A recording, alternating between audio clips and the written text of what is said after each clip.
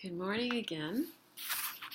So today we're continuing with our reading of Suriy-i-Haykal, the Suri of the Temple by Bahá'u'lláh, as found in the compilation of tablets, The Summons of the Lord of Hosts.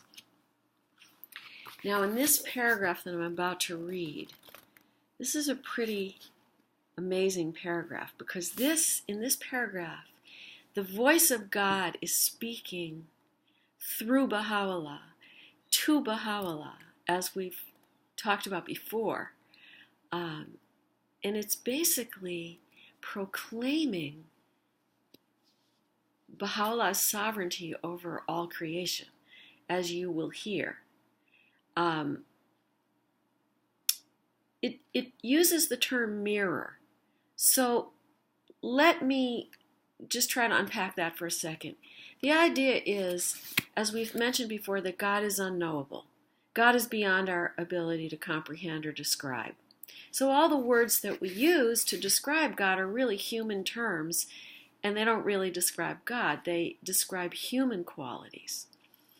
So the manifestation of God, whether it's Jesus, Moses, Muhammad, Buddha, the Bab, Baha'u'lláh, or any of the other endless manifestations have come from every different part of the world at different times. The manifestation of God is known as a mirror of God, because God is like the sun. So if you look into a mirror and you see the sun reflected in the mirror, and you say, oh, look, there's the sun in the mirror. Well, you don't literally mean the real sun is in the mirror, but the reflection of the sun. So that's what the manifestations of God are. They're the reflections of God in human terms. And then we are mirrors with a small m. They're mirrors with a large m. We're mirrors with a small m. Our job is to mirror forth the attributes of the messengers of God. That's why they come, for us to emulate them. So let's go on with the let's do the reading now. So he says, O living temple, we verily have made thee a mirror unto the kingdom of names. That's us. We are the kingdom of names. We name everything. That thou mayest be amidst all mankind a sign of my sovereignty, a herald unto my presence, a summoner unto my beauty, and a guide unto my straight and perspicuous path. We have exalted thy name among our servants as a bounty from our presence.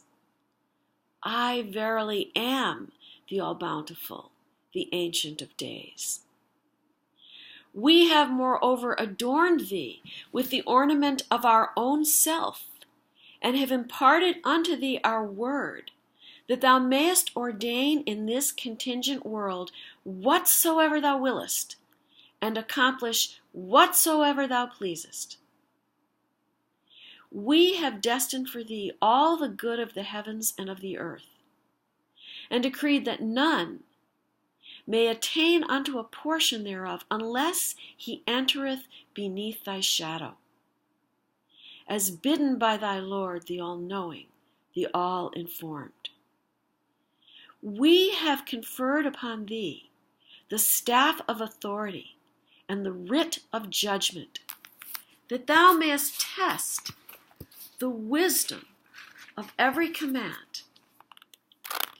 We have caused the oceans of inner meanings and explanation to surge from thy heart in remembrance of thy Lord, the God of mercy, that thou mayest render thanks and praise unto him, and be of those who are truly thankful. We have singled thee out from amongst all our creatures, and have appointed thee as the manifestation of our own self unto all who are in the heavens and on the earth.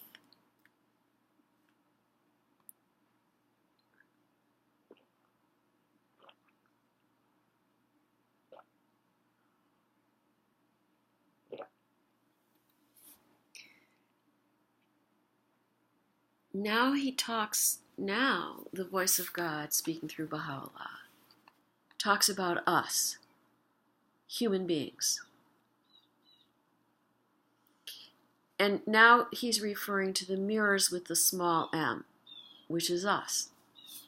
He says, bring then into being by our leave resplendent mirrors and exalted letters that shall testify to thy sovereignty and dominion, bear witness to thy might and glory, and be the manifestations of thy names amidst mankind. We have caused thee again to be the origin and the creator of all mirrors, even as we brought them forth from thee aforetime. And we shall cause thee to return unto mine own self, even as we caused thee forth in the beginning, even as we called thee forth in the beginning. Thy Lord verily is the unconstrained, the all-powerful, the all-compelling. Warn then these mirrors, once they have been made manifest, lest they swell with pride before their Creator and Fashioner, when he appeareth amongst them, or let the trappings of leadership delude and debar them from bowing in submission before God, the Almighty, the All-Beauteous. So let's go back and look at that a little bit. He says, bring then into being by our leave resplendent mirrors and exalted letters.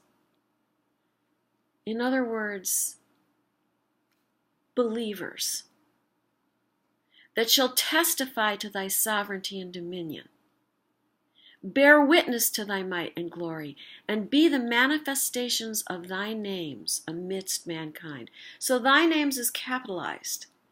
So this is saying that we have to manifest the teachings of all the prophets and messengers and manifestations of God that came before Baha'u'lláh. Everything that Jesus said, we have to manifest. And all of the other messengers. That's our job here on earth. That's our job. And if we don't do this job, we will have failed in the purpose of our lives. So we really need to be striving to be examples of these teachings.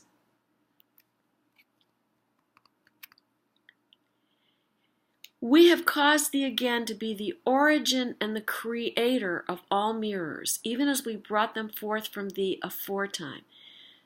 So we have actually been created by the manifestations of God. They're the agency, as far as I can understand. As far as I can understand, the manifestations of God are the agency through which human souls are actually created. Because think about it, there's a process to everything. Everything in the universe happens according to a process. And I believe, I could be wrong, but from my readings, I think that the manifestations of God actually are the origins of our souls.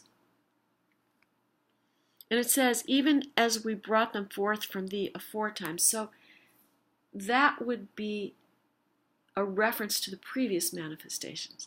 He could also be talking about the true life, the life of the soul, and saying that that it's the manifestation of God that brings forth the true life of the soul. And it's it could be both.